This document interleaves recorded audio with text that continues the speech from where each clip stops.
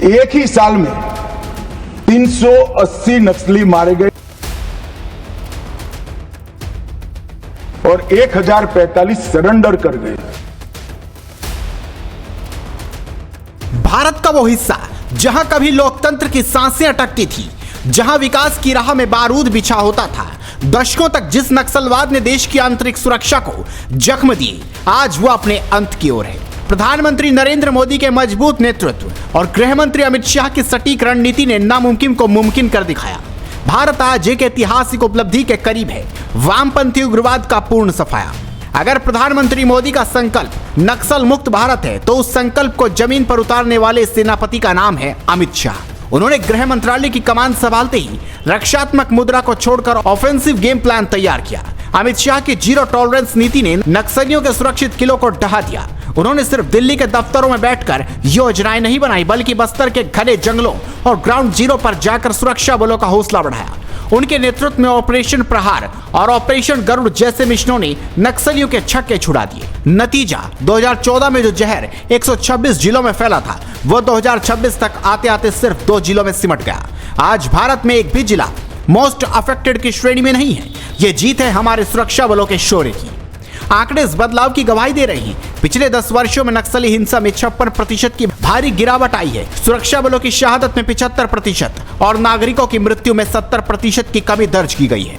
सिर्फ 2024 से 2026 के बीच 700 से ज्यादा नक्सलियों को न्यूट्रलाइज किया गया। टॉप 40 नक्सली लीडर्स का खात्मा हो चुका है। अब ना उनके पास नेतृत्व बचा है और ना ही उनकी वो खोखली विचारधारा।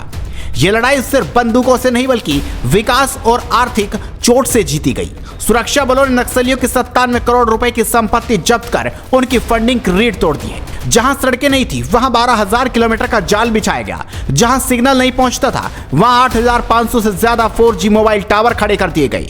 1800 से ज्यादा बैंक शाखाएं और 1300 से ज्यादा ATM आज उन्हीं क्षेत्रों में वित्तीय क्रांति ला रहे हैं। बस्तर के युवाओं के लिए बस्तरिया बटालियन बनाई गई ताकि वो अपने घर की रक्षा खुद कर सकें। अब हाथ में बंदूक नहीं, कलम और हुनर है।